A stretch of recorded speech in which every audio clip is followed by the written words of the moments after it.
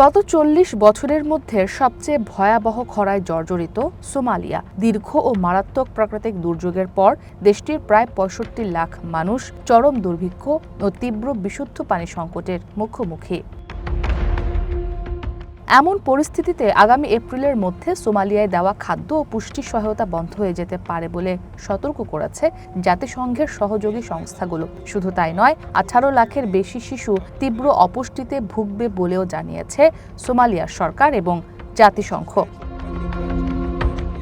গত সপ্তাহে জাতিসংঘের বিশ্ব খাদ্য কর্মসূচি জানায়, বর্তমানে ৪৪ লাখ মানুষ তীব্র খাবার সংকটে রয়েছে। সংশ্লিষ্ট কর্মকর্তারা বলছেন, বিশুদ্ধ পানির ঘাটতি, নিরাপত্তাহীনতা, সংঘাত এবং ঐতিহাসিকভাবে নিম্ন স্তরের মানবিক সহায়তার সঙ্গে বিশ্বব্যাপী তহবিল হ্রাসের বিষয়টি যুক্ত হওয়ায় সোমালিয়ায় খাদ্য নিরাপত্তা পরিস্থিতির অবনতি হচ্ছে।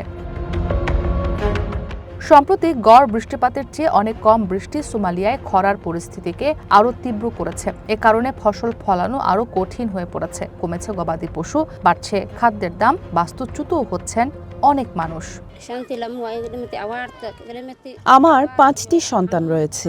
উপসাগরীয় এলাকার তীব্র খরায় খাবারের অভাবে অসুস্থ হয়ে আমার ২টি সন্তান মারা যায়। যখন দেখলাম দুর্ভোগ আরও বাড়ছে, তখন আমি বাড়ি ছেড়ে মোগাদিশুর উপকণ্ঠে চলে আসি।